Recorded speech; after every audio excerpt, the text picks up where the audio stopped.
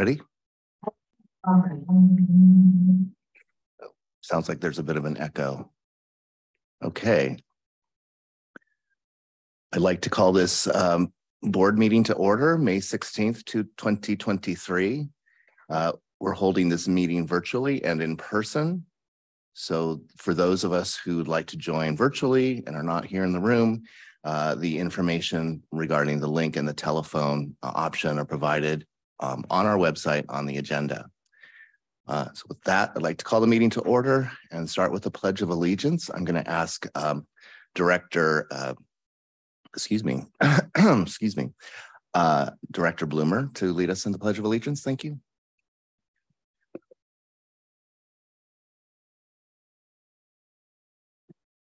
To the flag and the United States of America, and to the republic for which it stands, one nation, under God, indivisible, with liberty and justice for all.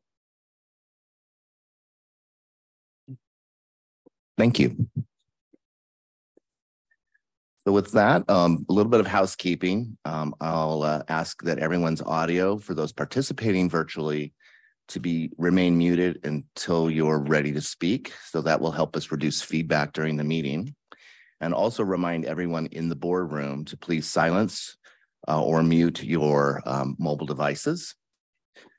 And with that, we will call on directors in roll call order for the discussion and questions in the following order: Director Gracia, Director Bloomer, Secretary Treasurer McKenna, Vice President Bowman, Paul Ortega, President.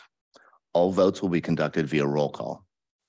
And with that, I think we can, Assistant Secretary Baca, if we could take the roll, please. Director Gracia. Here. Director Bloomer. Here. Secretary Treasurer McKenna. Here. Vice President Bowman. Here. And President Ortega. Here. All present. Thank you. So now item number 3 on our agenda is public comment on items that are not listed on our agenda today. So it's now time for public comment. If there's anybody in the room or attending virtually who has an item they'd like to bring up that's related to the business of the agency, but not necessarily on today's agenda, please let us know, and you'll be asked to keep your comments to no more than 3 minutes. Assistant Secretary Baca, have we received any comments via email or otherwise? No comments have been received. Thank you. And I don't see anyone present online or in the room that seems to have an item for public comment. So we can move to public comment on items listed on our agenda. And again, we'll ask members of the public and attendees to limit their comments to no more than 3 minutes. And seeing none, we can move on to the next item, which would be Item 5, our consent calendar. We have 2 items on the consent calendar today. If there are any directors that would like to have further discussion on one of the 2 items, we could have that pulled from the consent calendar. Otherwise, I'll be looking for a motion to accept. Move that we accept the consent calendar as presented. Thank you. Can I have a second, please? I'll second. Great. We have a first from Director Gracia, a second from Director Bloomer. Could we have a roll call vote, please? Director Gracia.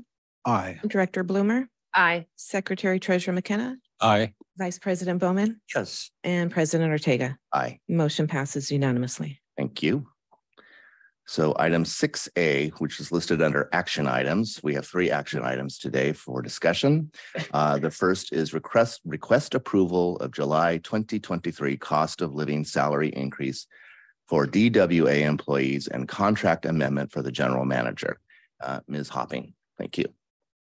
Thank you, Mr. President, members of the board. This is a action item for approval of our July cost of living adjustment increase.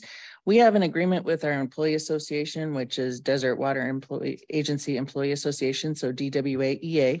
This is in our 3rd year of our contract. The contract allows for a cost of living adjustment to be made each year of the contract along with July 1st fiscal year. And we use the March CPI information for that cost of living adjustment. The contract states it should be between 0% and 5%. So this year, the CPI number came in at 4.2%. So what we have in your packet is the DWA EA, the agreement, the signed MOU. And we also have the CPI information for you showing which, where we got the 4.2% from. And then we also have our general manager's agreement, which he also receives the cost of living adjustment along with staff. So you'll also see an attachment that has a salary chart and everybody's title and what the salary ranges are. And that chart has to be approved by the board per CalPERS regulations. So everything that people are paid has to be published on our website and easily accessible in this format. So this information and the cost adjustment has all been included in the next fiscal budget, and it's been reviewed by legal counsel. And so staff recommends that the board of directors approves the cost of living increase for staff and approve the salary chart as amended and approve the general manager's contract to reflect the 4.2% CPI increase. And I'm happy to answer any questions you may have. Thank you. We'll start with Director Grasha. You mentioned the general manager, that's automatic, isn't it? Yes. Right, okay. And then we have another item for later that's separate from this. Is that right? This is, for as far as salary goes, it's just this one Well, item. Right, okay. Right, okay, good. Thank you. Director Bloomer, I don't have any questions. Secretary Treasurer McKenna, I have no questions. Thanks. Vice President Bowman. Yes, I do. Thank you very much. When was the last time a COLA was applied to the board? The board is a separate item. So what we do is I do a salary survey every year for the board. And then I give the results to our finance director to present to the board. And then you would make a recommendation for a change. So when was the last time that was done? I've been here for 5 years and it has not been adjusted.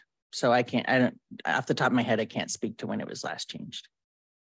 So this is something that is not part of the employee. It's a separate deal. Correct. Anybody know how long it's been for a COLA? I do not have the date right off the top of my head, but Chris is correct. It has been several years, to the tune of probably about 8 or so years.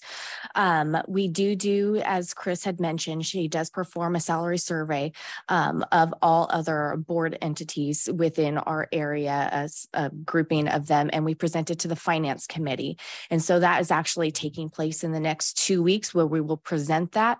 And with that, it shows a table of where we've been and where we are now, and then take a recommendation of whether to apply a COLA or not.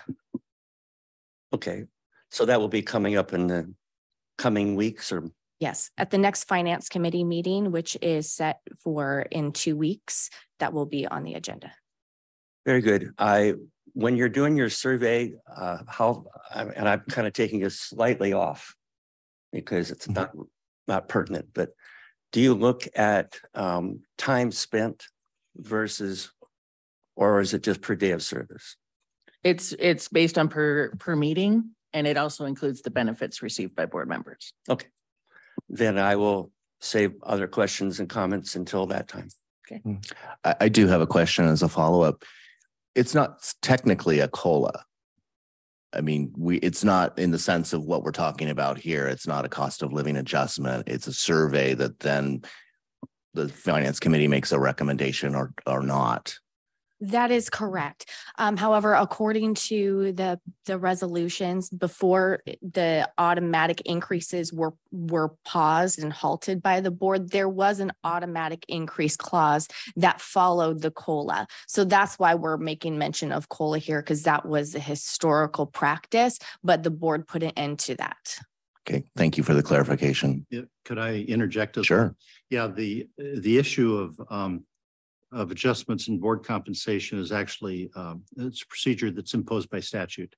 And so for that, what it would require is the adoption of an ordinance following a notice to public hearing.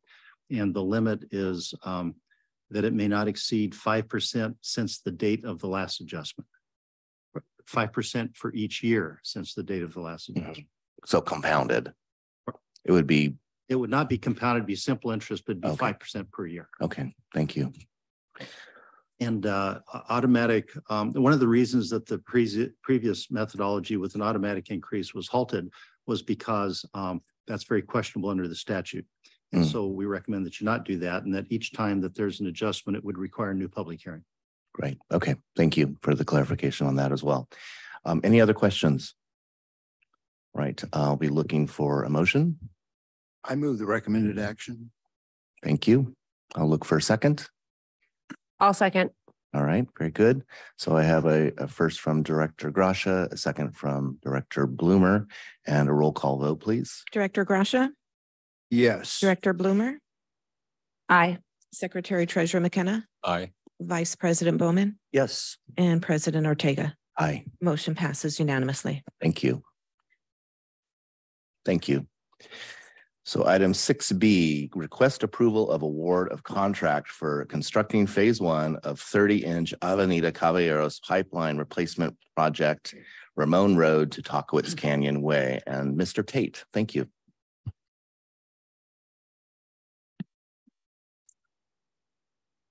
Thank you, President Ortega and members of the board. On May 4th, 2023, Desert Water Agency received 7 bids for phase 1 of Avenida Caballeros replacement pipeline between Ramon Road and Talkowitz Canyon Way. WECA Incorporated submitted the lowest responsive bid for $2,014,407. WECA Incorporated low bid is approximately 9.36% lower than the second lowest bid from Borden Excavating Incorporated. WECA Incorporated is considered a capable contractor with a current Class A contractor's license. The 2020-2021 capital improvement budget includes work order 20-160 for a replacement pipeline project, approximately 2,500 linear feet of 30-inch ductile iron pipe, with a budget amount of $3,545,000 to include engineering, construction, inspection, and overhead costs. The project has been divided into 2 phases. Phase 1 includes the installation of approximately 1,870 linear feet of ductile iron pipe by traditional open trench method.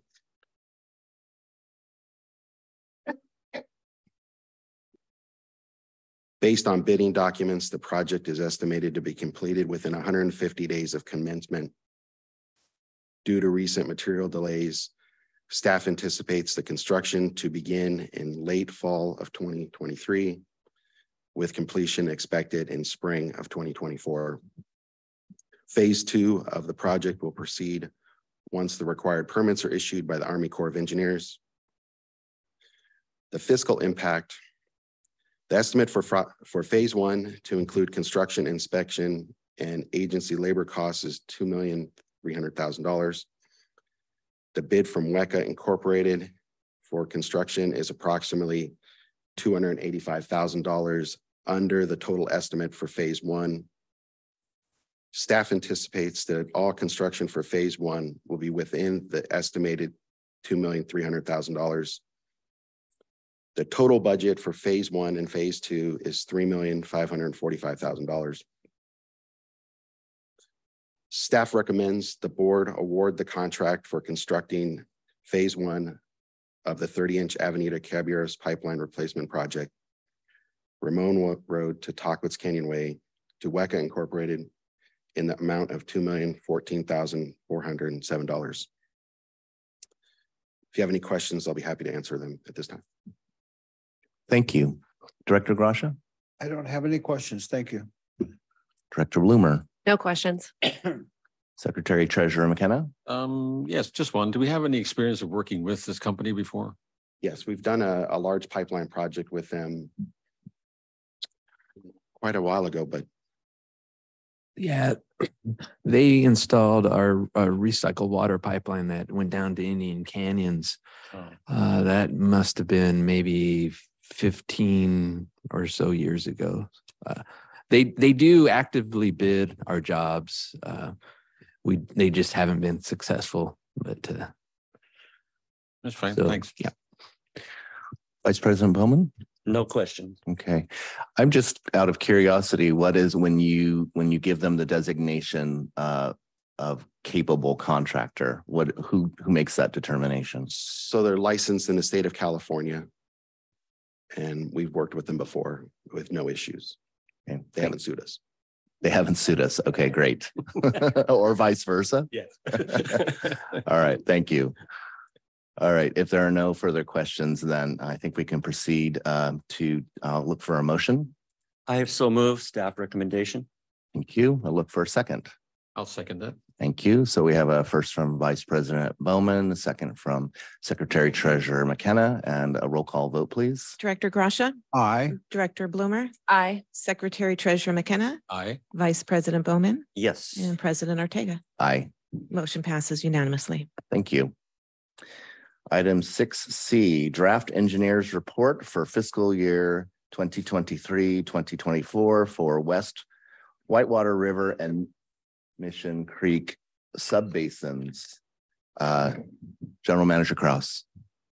Thank you, Mr. President, members of the board.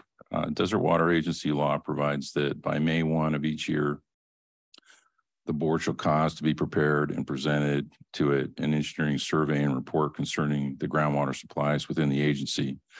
The report describes the area or areas of benefit, either directly or indirectly, the amount of water production in each such area during the prior year, and shall recommend the amount of assessment to be levied upon all production within such area or areas of benefit.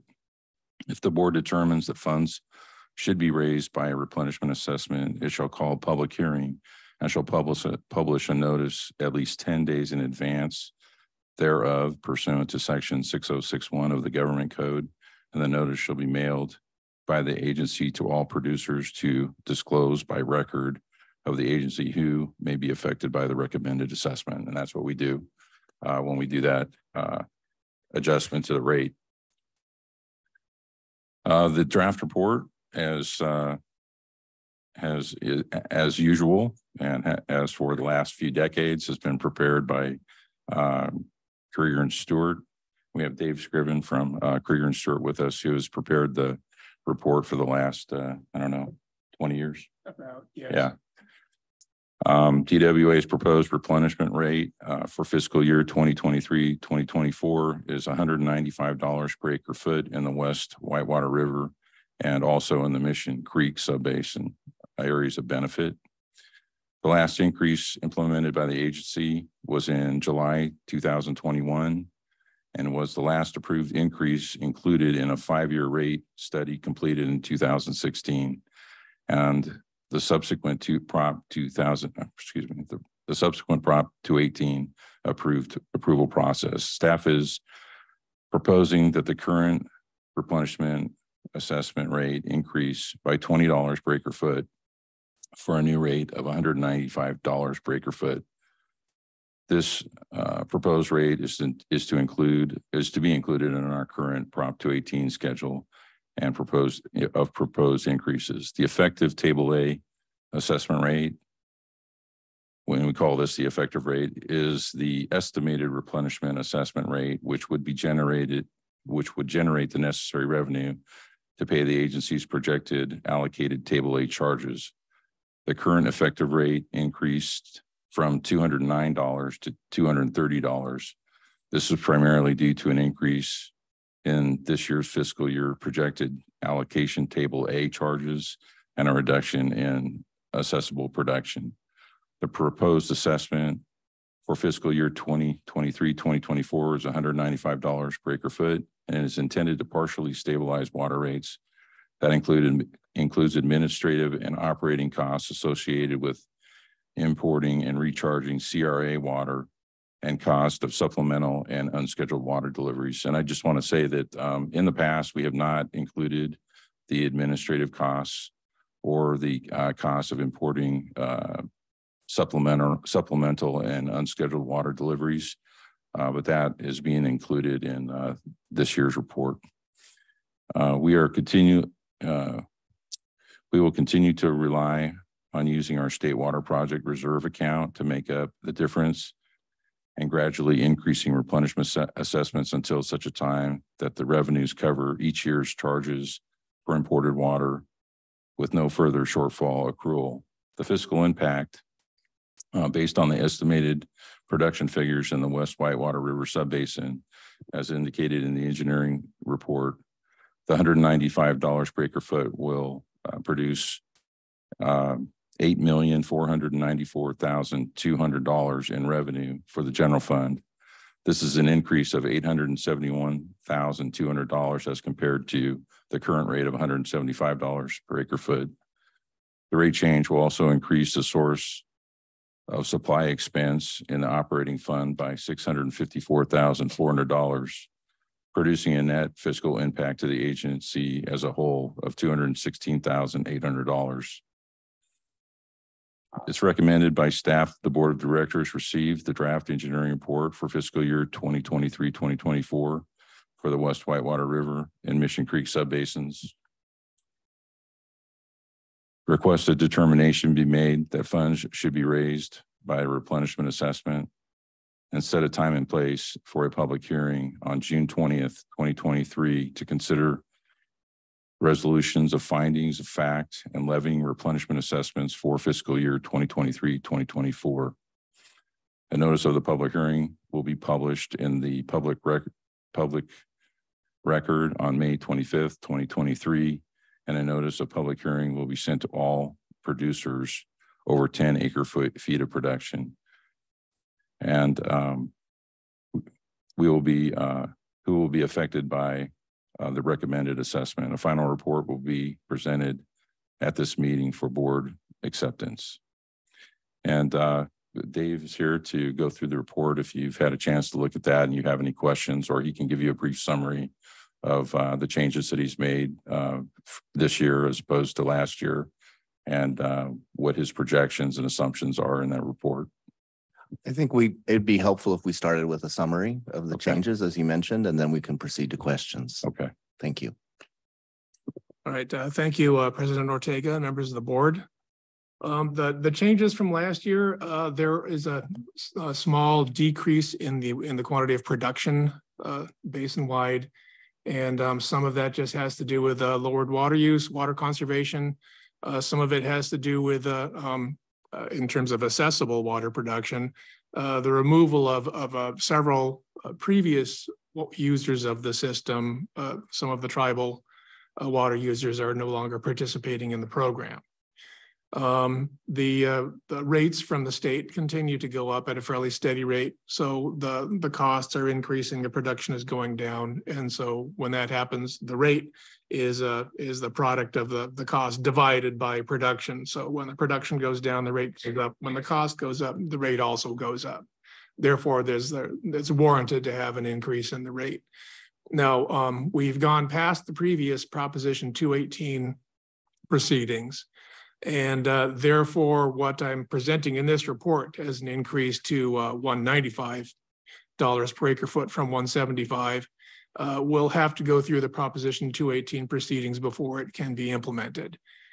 So in the report here, I state that based on the estimate that we were previously looking at, that the Proposition 218 proceedings would be in August of this year. They're actually going to be in later June 28th, I believe, will be the public hearing for Proposition 218. And at that point, if the vote is favorable to the increase in the rate, then the rate can be adopted at that time. And if it isn't favorable, then it would need to stay the same at 175. The state of the basin is fairly stable right now, but I'm anticipating one thing that is useful to look at always. There's a couple of graphs in here. Exhibits 1, 2, and 3 show, and I don't know if you have those in front of you, or if we can put those up on the screen.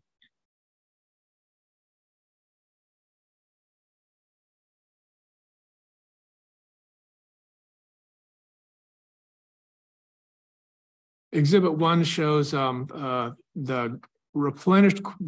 quantities of groundwater replenished and the water levels in the Palm Springs sub area of the Whitewater River subbasin.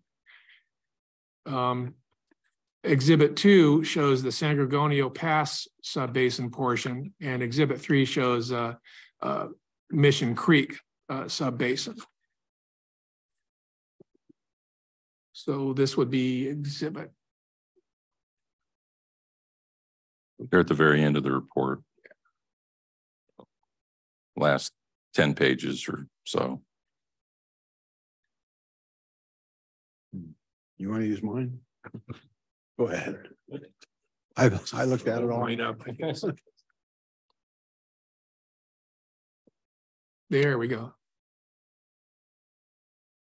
So towards the end there, you can see how the water levels have been dropping. The dashed line there shows the quantities of water put into the replenishment facility, the Whitewater River replenishment facility. And then the colored lines show water levels in nearby wells, with the darker wells, the darker colors of the lines being closer, the closest ones to the replenishment facility, and the lighter colored ones being the farthest ones away. So you can see that in the last few years, there's been a decline in water levels due to the drought. I anticipate that next year, when we present these graphs, you'll see an increase in water levels because there's a substantial increase in the amount of water available this year due to all the atmospheric river storms of last winter. There's some supplemental water available. There's Article 21 interruptible water that's available that's already been delivered to the basin. So I anticipate that you'll see an increase in water levels. In Exhibit 2, this is the San Gorgonio Pass subbasin portion of the study, and there are 2 wells there, 2 Mission Springs wells, 25 and 26, that we measure. You can see there's a fairly steady decline there. I think you'll probably see a blip there as well. Perhaps not as significant because the replenishment water is delivered downstream of these wells, and it takes a while for the effect to move back upstream. Exhibit 3 shows Mission Creek rather, subbasin area, and you can see that the water levels there are more stable even through the drought. So with water deliveries being made there, again, I think we'll see perhaps an increase in the water levels for the Mission Creek subbasin area. So things were starting to look pretty worrisome with respect to the continued drought, and they're starting to look up now. The drought can't really be considered to be over at this point because there are quite a few years of deficit that have to be made up. So if we get continued wet conditions like this over the next several years, then we could consider the drought over, but it's a bit premature to do that now. As to how those atmospheric river storms will affect the Colorado River, that's still up for grabs. We don't really know how that's going to affect. There was some precipitation in that watershed.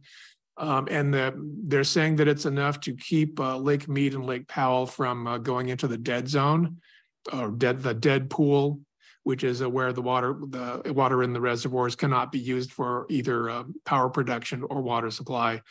But in terms of bringing it back up to normal levels, that's doubtful.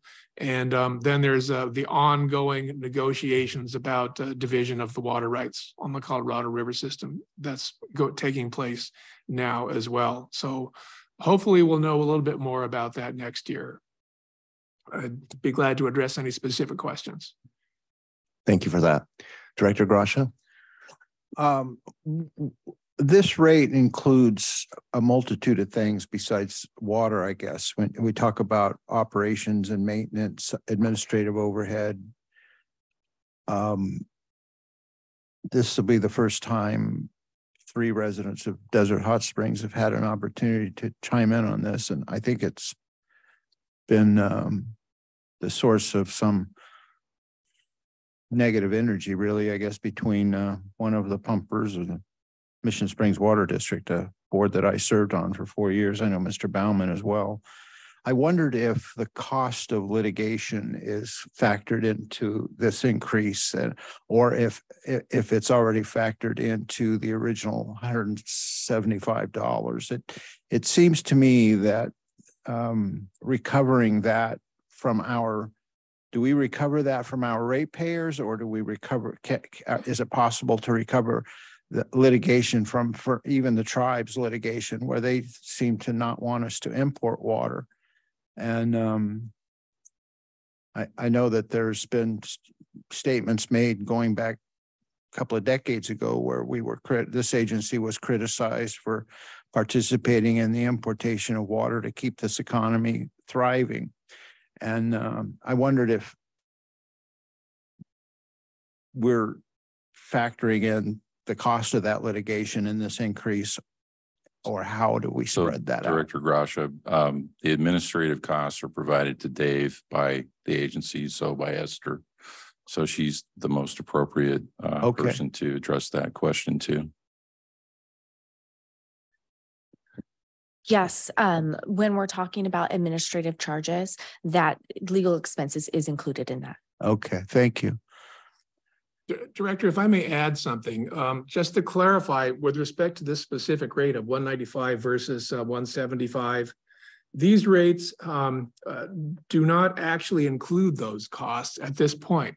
Those rates are being, those additional costs of supplemental water and interruptible water and the cost of the administrative charges are being factored into my calculations, but they don't actually translate into these specific rates. They're going into a fund that will need to be recovered later on with future increases in the rate. Okay. So this is all shown in table 7 of the report, which is I think one that you'll find of interest.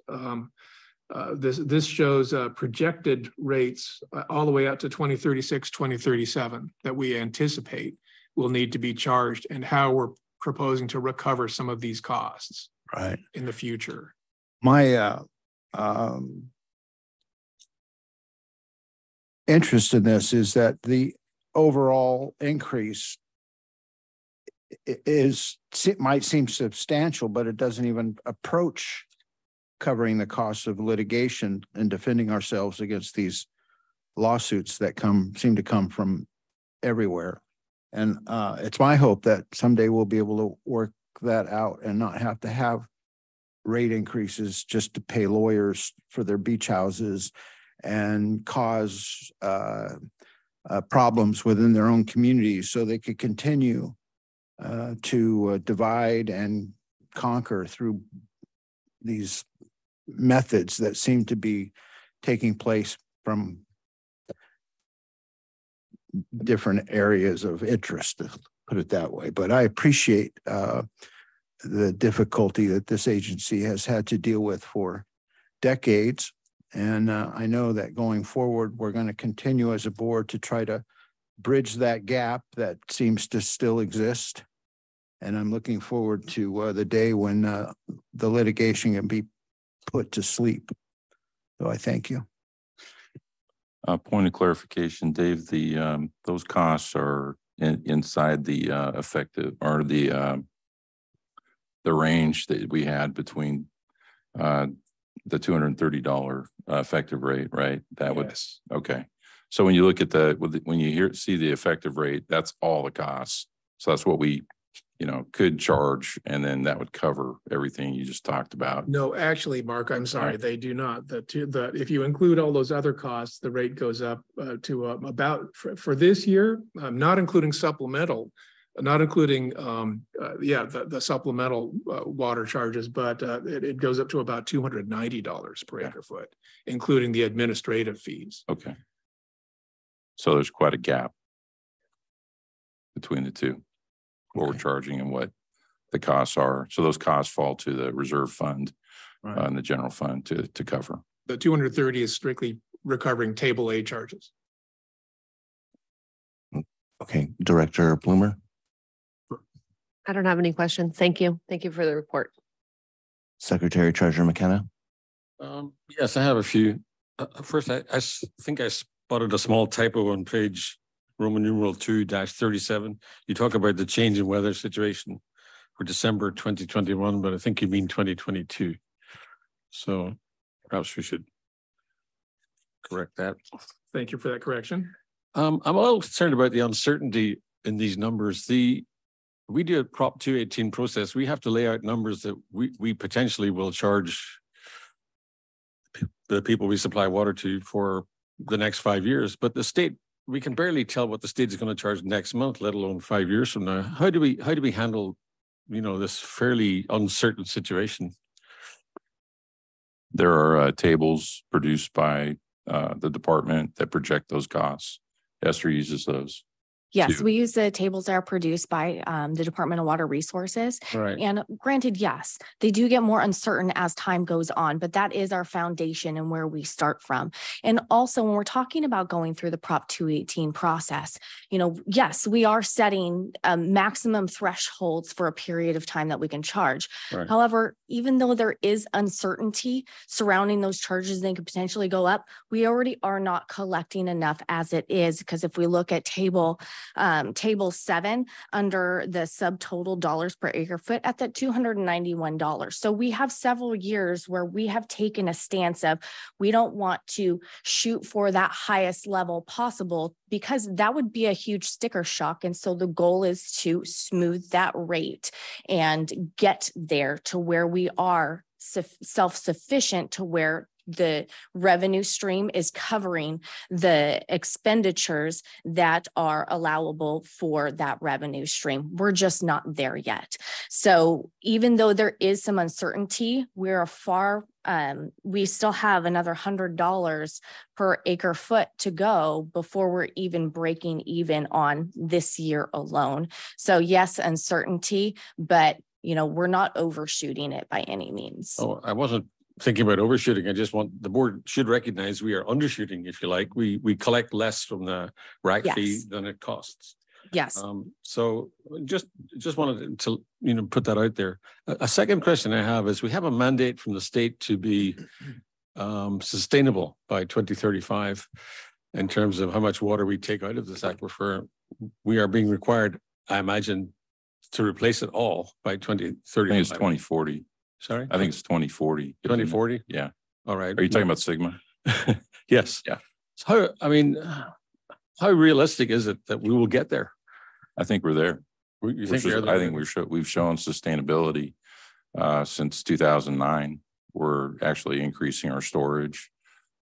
So you can't predict what will happen in the future, what kind of droughts we're in, but we're taking the last 20 years and we're projecting it forward. The last 20 years have been pretty severe. We've had 2 major droughts. So we're using that data, not back to or 1930 or something like that, because we had some really wet decades leading up to, the end of the last century. So we're using the kind of the worst case scenario to project the future, and that it's showing that we're going to be sustainable. Right. Our plan shows us sustainable. That's fair. But when you say worst case scenario, we're proceeding on the assumption that Colorado River water will be available in the next 20 years and at the same rate it has been. Admittedly, we haven't had as much as we wanted. Right. But that whole situation may change, The Colorado River has a different dynamic from California's climate. Right.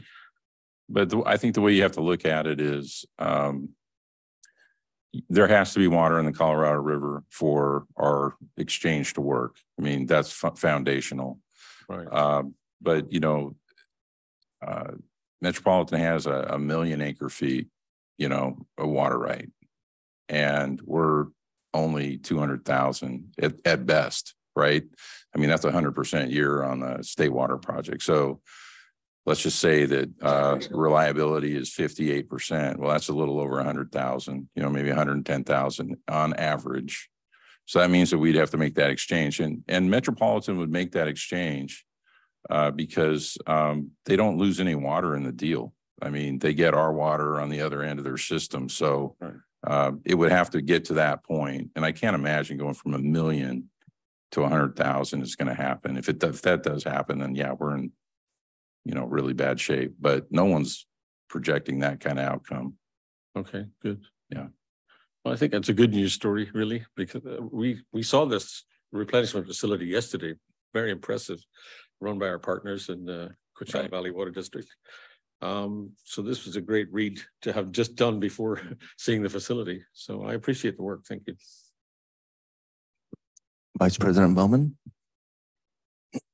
Just a 50,000 foot answer to the question. if we are going to be charging 195 and yet the actual cost was somewhere around 290, where do we make up? Where does that come from? That comes from the State Water Project Reserve. So when we do not collect enough in the replenishment assessment charge, we have the ability to use those State Water Project tax revenues to be able to cover these costs. Where do those revenues come from? They come from the State Water Project tax, and then also we have the general purpose tax revenue as another source. So they're coming from the state. No, the State Water Project tax. So that's our tax revenue that our tax that we levy. I got you. For the State Water Project to cover those State Water Project costs. So what we do first is we take all of our replenishment assessment revenues. We then apply all of our charges that are directly associated to those revenues. And then the leftover can be covered by the balance can be covered by the State Water Project tax. Of course, there's a lot of nuances there and a complicated equation that we have set out, but you know, we are only covering State Water Project charges with that revenue source. Thank you. If I may add one thing to that, the plan is to recover those costs in the future.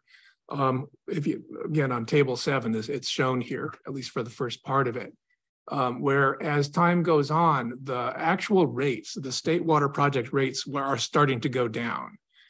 And what we're proposing is that the replenishment assessment rates will continue to go up at a moderate rate of what we're proposing here is $20 per acre foot.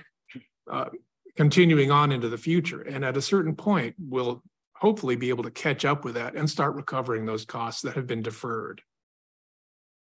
Around 2037, it shows on that table. So we have another question from Secretary Treasurer McKenna. Yeah, I just wanted to make sure everyone understands that currently we are in a way subsidizing a Mission Springs Water District. You know, we are charging them less for replenishment fee than it costs us to put the water in there. So just let's have that on the record so that they can hear it. Thanks. And Director Gracia.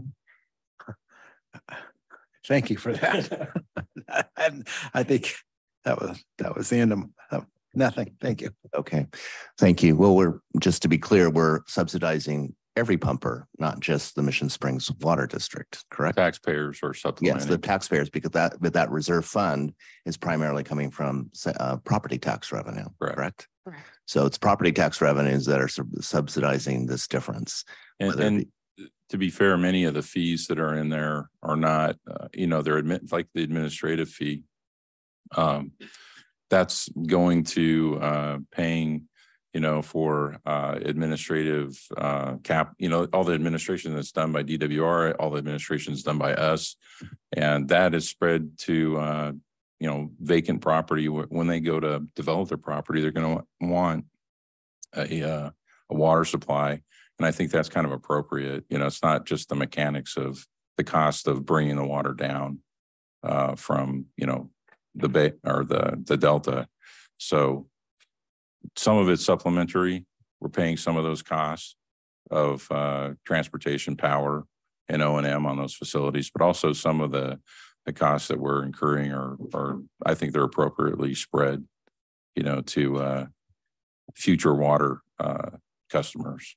And again, supplies there. Again, to be clear, these are property taxpayers in Palm Springs, Desert Hot Springs, Cathedral City, parts of Cathedral City, and the county. That is correct. Yes, thank you.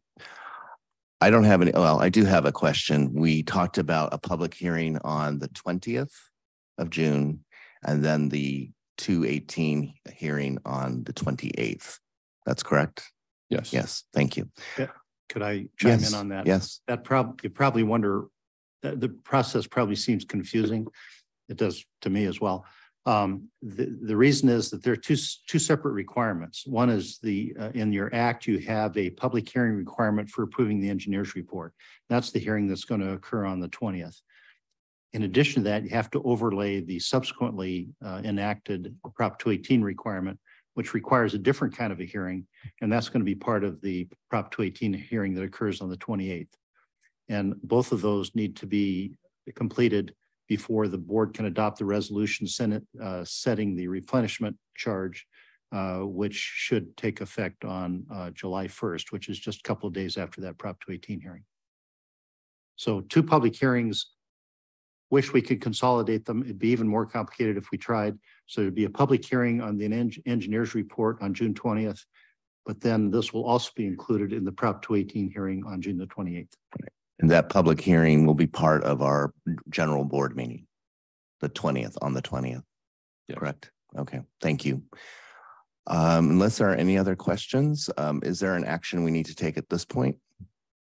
Well, there are actions. The recommended action is to receive the draft engineering report for the Whitewater River and Mission Creek subbasins, and to request the determination be made that funds be raised by the replenishment assessment. And the setting of the public hearings that you referred to, that was a third. So there are 3 recommended actions in the staff report that I read off originally. If you want me to reread them, I can. No, I just wanted to put it back on the record. Okay. Thank you. So unless there are other questions, I'll look for a motion to accept staff's recommendations. I'll make a motion to accept staff's recommendations. Thank you. I'll second that. Thank you. I have a first from Director Bloomer and a second from Director Grasha. If we may have a roll call vote, please. Director Grasha, Aye. Director Bloomer, Aye. Secretary Treasurer McKenna, Aye. Vice President Bowman, Yes. and President Ortega. Aye. Motion passes unanimously. Thank you. So can proceed to item number 7, which is the general manager's report. Mr. Kraus. Thank you again, Mr. President, members of the board. We have a pretty short general manager's report. We'll begin with human resources meetings and activities, quite a few webinars on how to equip managers for success as leaders. So we're training our supervisors.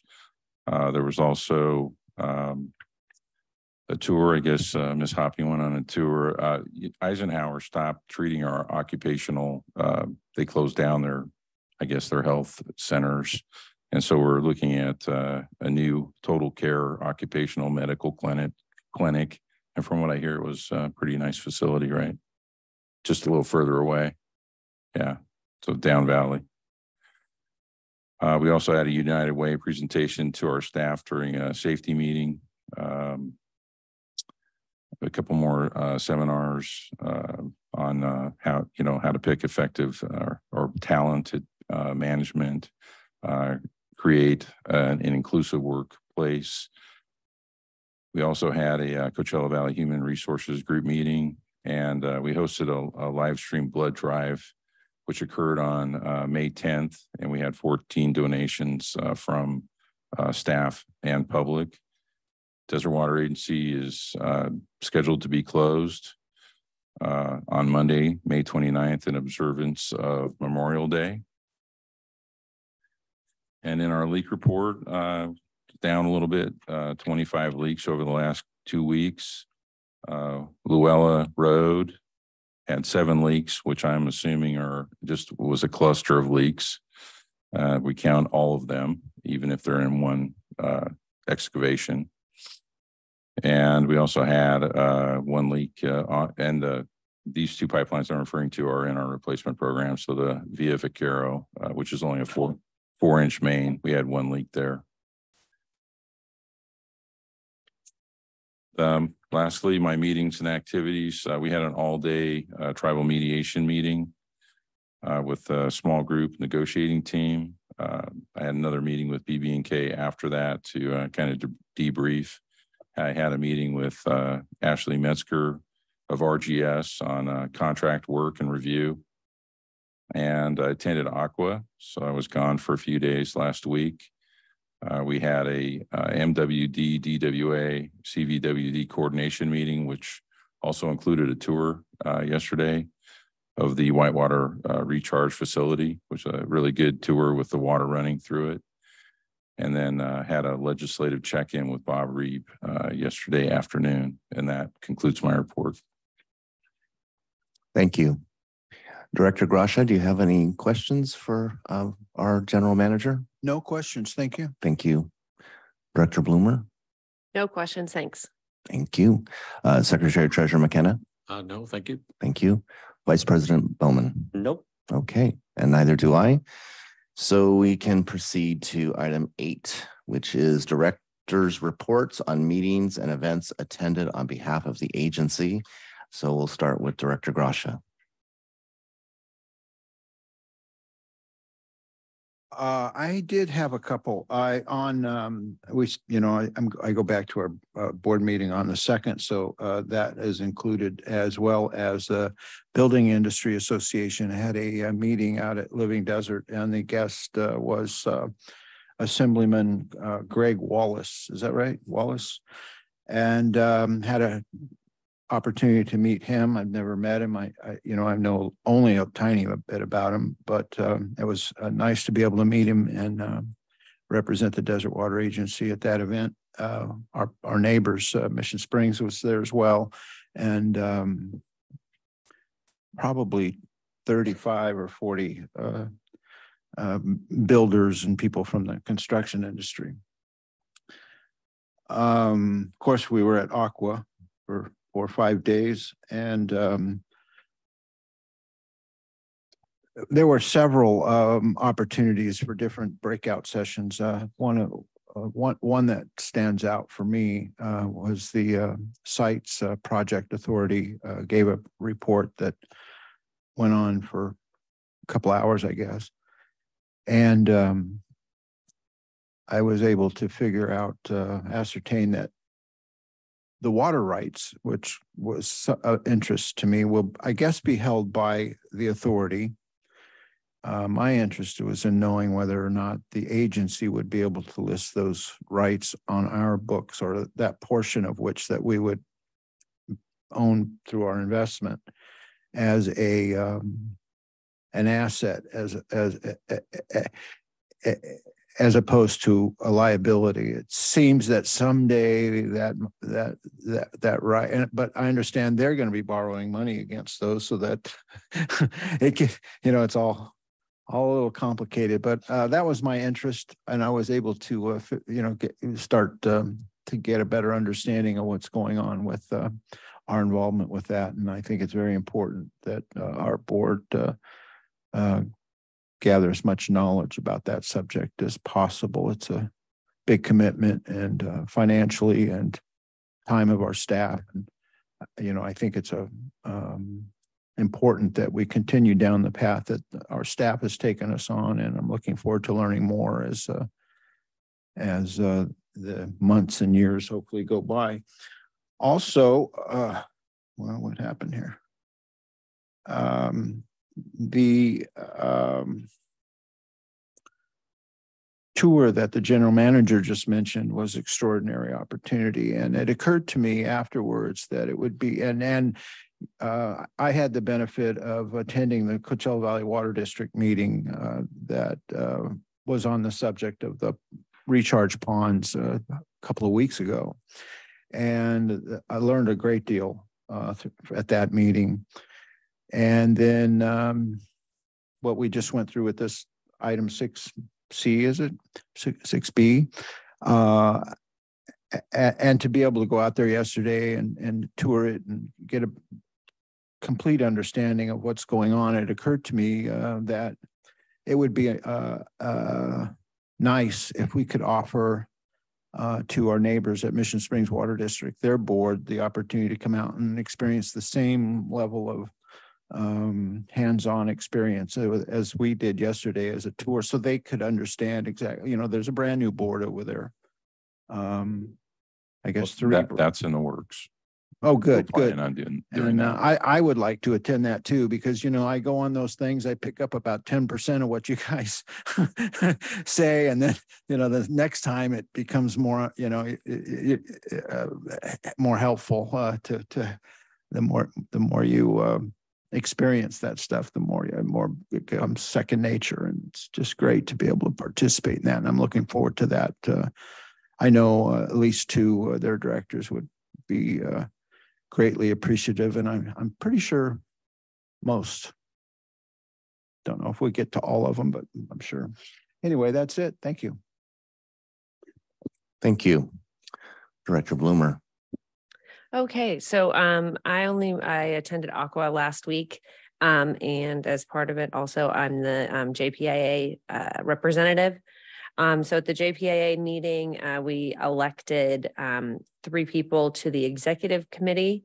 A new person, Sue Pei Lu Yang from Roland Water District. And also Scott Ratterman from Calaveras County Water District, and reelected Bruce Rupp from Humboldt Bay Municipal Water District. I think the highlights from the meeting are that the rates in all the programs will be going up this year.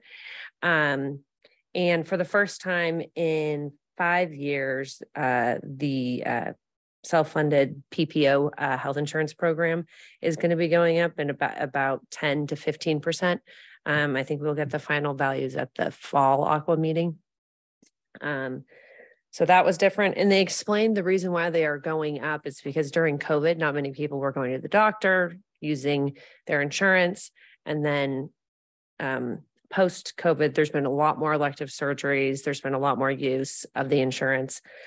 So that's why upon their look back, they're going up. They are trying to add more benefits, Progeny, Hinge Health, Carum Health, for enhancements to the self-funded PPO to try and get more people on that. Property and liability are going up just because of all the disasters and fires and everything. And then workman compensation is also going to be going up as well. And then as far as I think the highlight of the one of the other meetings I went to was I went to a roundtable talk on removing barriers to groundwater recharge. And everyone in there, it was a full room, and pretty much everyone just wants more local control over managing their groundwater was the consensus. I was at a table with a woman. She used to work at Metropolitan Water District and actually worked on all of our exchange agreements. And she was complimenting us that it's like one of the best programs, in the state as far as recharging the groundwater. So that was good to hear from her. And I think that is it. Thank you. Secretary Treasurer McKenna. I went to Aqua as well, find that a really useful experience. Sat in on a meeting on low income access to water, and I want to study that some more. I think Esther and we both sat in that, and it was informative. It seems that the Proposition 218 that the voters so much loved really puts huge obstacles in the way of having any kind of concessionary rate for low-income people, and it's embedded deeply into the state constitution. So not an easy one to deal with, but the current mechanism we have through United Way, maybe we could develop that some more and do something that way. So that was one of my main benefits of going to Aqua. I continue to monitor the Desert Hot Springs City Council and Mission Springs Water District. They had a long meeting yesterday, but it was interesting. I don't really have anything to report on that, but I will keep in touch with both those entities.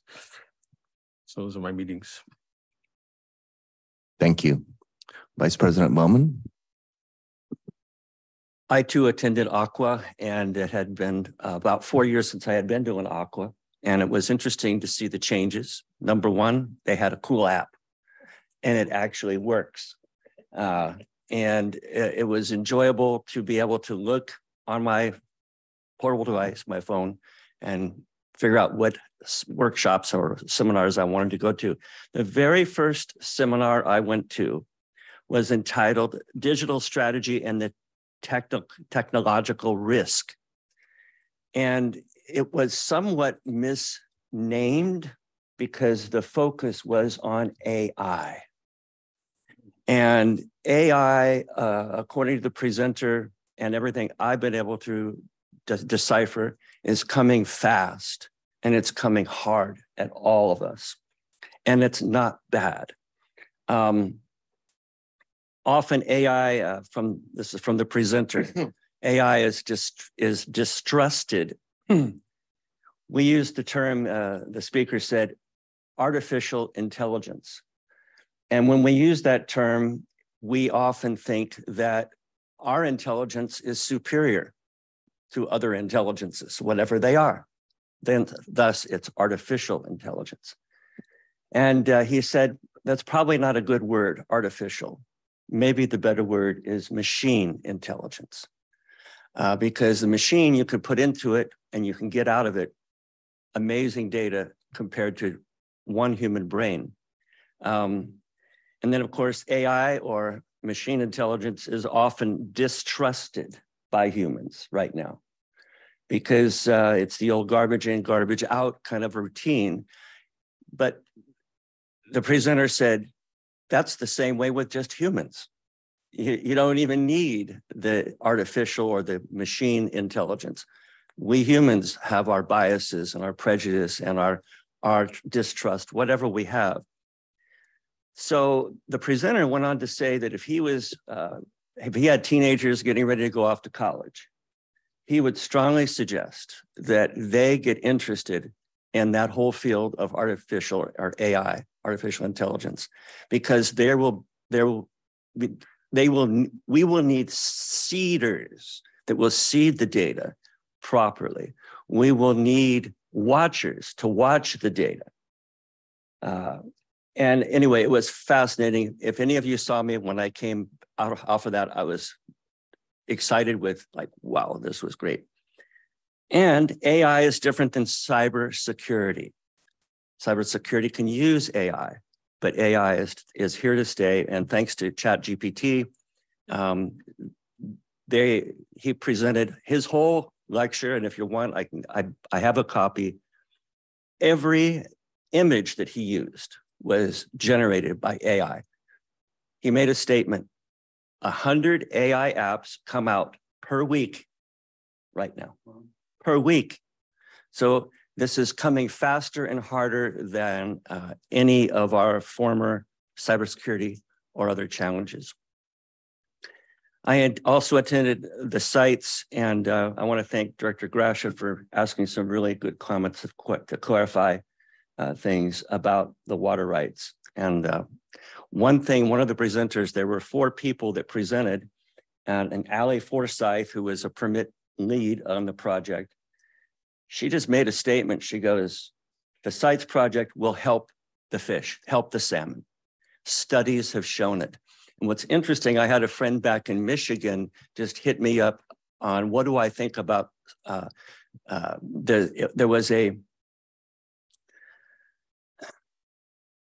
petition against the tunnels. And I said, it was such a weak petition. Anyway, the point is that the petition talked about the negative effects on the fish. And here we have sites being something positive for the ecology. And then the very last workshop I went to also got me excited. It was called media training. And we know media training or media, we have Facebook, we have Nextdoor, and we have this current environment. Let me get my notes. Right now, as we have all experienced in the last 4 or 5 years for sure, there is a crisis of confidence in the media world. Both, it doesn't matter what your political opinion is, left or right, there's a lack of confidence. We have dramatically shorter attention spans with our people. We have a huge distrust in local government. And there's a loss of local decision-making on various things. And so everybody's afraid. And the final point that they made on this particular slide, everyone's a member of the media because we have these things. You come upon an accident, you have a video. You come upon a statement, you could record it, whatever it is. And this was predictable. So right now, in for our agency, I know we have our PIO involvement. We have the care that we want to present our message with care to the public. getting it out there and then monitoring what the public is doing and saying. Do we have an IT or a information kind of committee right now that we sit around and talk about social media and issues and challenges? I think we need one if we don't have one. We're coming up with our 218 process, and right now DWA has had a fairly good reputation among the public. All it takes is 1 or 2 people to stir the pot, and we have to be prepared for it. Cyber attacks are important, but media attacks, whether it's social media or like such as Facebook or Nextdoor, are critical. So anyway, I was excited about those. I can go on and on about both topics, AI and social media, but thank you. Thank you. So also I attended the Aqua conference. I was able to participate in the similar to the meeting that was held with regard to the sites project update. I attended the Delta Conveyance project update, which was similar to what we attended last year in Sacramento, just with a little bit more information. Basically, we're getting close to finishing up the study and the design, and now going into a permitting process, which will start next year. Like sites, the message was that this project, which is a 1-tunnel project, not a 2-tunnel project, is also providing benefits to the environment that are not being talked about in petitions such as what you mentioned. So I think it's important for us to stay on top for both of those projects, because we're both heavily involved, will be, I expect, heavily involved in both those projects. They provide a lot of benefit to this agency, I believe, and a sense of security too. We've based our Sigma analysis on the availability of that water and those projects to this agency. So I think it's critical that we stay on top of that. To your point also about social media. The other meeting that I attended that caused me a little bit of concern, in the sense of not really knowing as a board member where this agency stands, and that has to do with the replacement of heavy, what's the term, trucks and equipment. Now that we're moving into a phase starting next year where 50% of the replacement vehicles have to be carbon neutral, emissions neutral, and then in 2027, 100%. And I don't know if we've really had that kind of conversation yet, but I'm suggesting that maybe that's a conversation we should have probably sooner rather than later, as far as just allowing the board to understand where we as an agency are in terms of planning for that. There was a lot of conversation in the room about people buying vehicles now in 2023 as best they can if they're available, so that they don't have, because the state will allow those vehicles to stay in the fleet for up to 18 years. And then as starting next year is when those requirements start to kick in. So that's just a suggestion for a future meeting. And with that, I'll close this item, which is item 8, and move to item 9, which is director's comments. And we'll start with Director Gracia. I don't have any comments, except maybe to say that I would guess that our general manager might have a warehouse full of those vehicles already that you just referred to. I'm just guessing. Yes. Director Bloomer. I don't have any comments or requests. Thank you. Secretary Treasurer McKenna. I lost my thought on that that moment. I did, well mention though, on the Delta Conveyance project, I read an article in the LA Times just last week, and it seems that Metropolitan is very lukewarm on that project now. And without them, it doesn't happen. So they said, I think the quote was, "We have a planning horizon of 25 years and it's not in it." So troubling, but something you should know. Oh, I remember now what happened. And as part of my mission to explain to the people of Desert Hot Springs what we do down here, I posted a picture of the Mission Springs replenishment facility, which is full of water, at least at the top end. And I put it on nextdoor.com. It has now been seen 6,500 times. And I have been inundated, pun intended, with requests to open the lake to the public. which our general manager said, I should have anticipated that, but I didn't. Anyway, I don't want to dispose of the idea completely out of hand. It's maybe worth a thought. Is there some kind of recreational use that once in a while we could make available up there?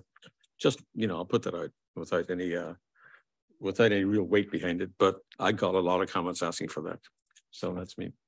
Thank you. Vice President Bowman. I think that the settling ponds, we could create a surf park there. I have no other comments. Thank you. And I have no additional comments or questions. So with that, we can move into closed session, which is item number 10. Thank you very much. Let's reconvene if you don't mind at 9:20.